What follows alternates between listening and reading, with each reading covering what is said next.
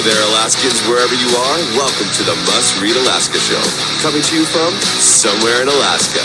This is the place where we talk about, you guessed it, Alaska.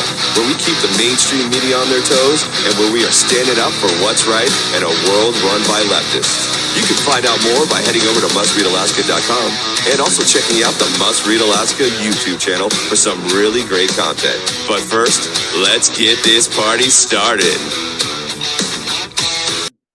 Welcome, everybody, to the Must Read Alaska Show. I'm your host, John Quick, coming to you live from somewhere in Alaska. I hope everybody's having a phenomenal day today.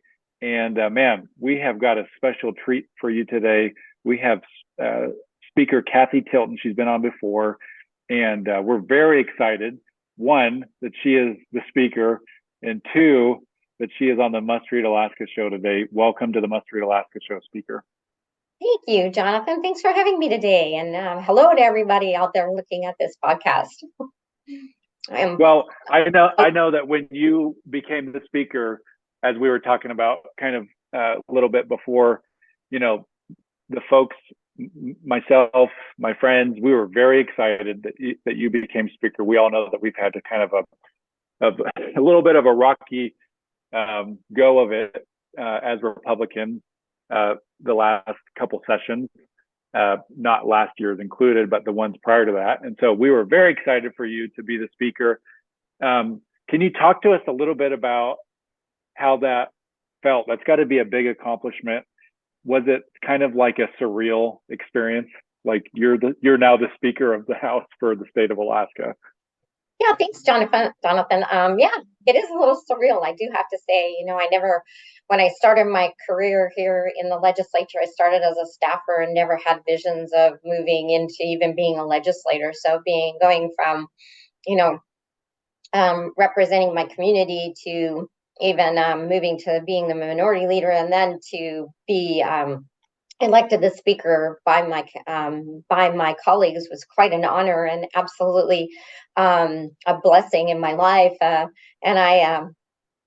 it's like I say, I go back and I think about when I first started, it was not that vision. It was just a vision to serve the people of Alaska. So I feel very, very honored that my colleagues put the faith and the trust in me to do this. That's awesome. And I'm blessed. I live in Nikiski.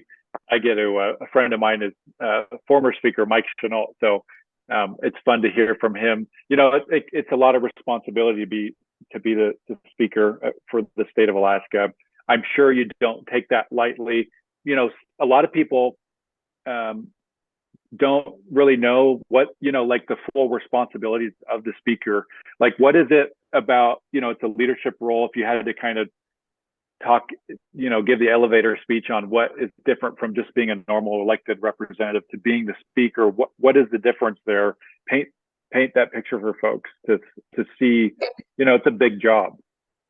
So being the Speaker of the House means that you actually are the one who is managing the day-to-day runs of the entire House, not just your caucus, which, so a little different from being the minority leader where you're responsible just for your caucus and what is happening there. But I am responsible for everything that goes on the House and specifically what happens during the floor sessions.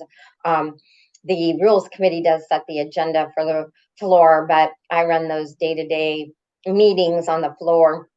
And we also have the responsibility of looking at just the strategy of where are we going to go and how are we going to come together, working with the administration, working with the governor, working with the Senate. So there's a lot of people at play working with the minority in the House. And so my responsibility is really to work with all of those individuals to try to move some kind of a policy agenda forward. Now, we know we've had a little bit of challenges with some alignment that we have going on here, the way the structure of the legislature is. So it's even more difficult to make these things happen.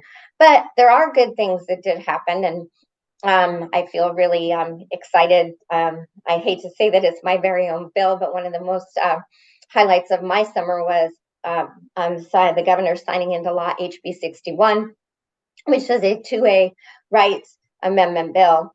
It says that governors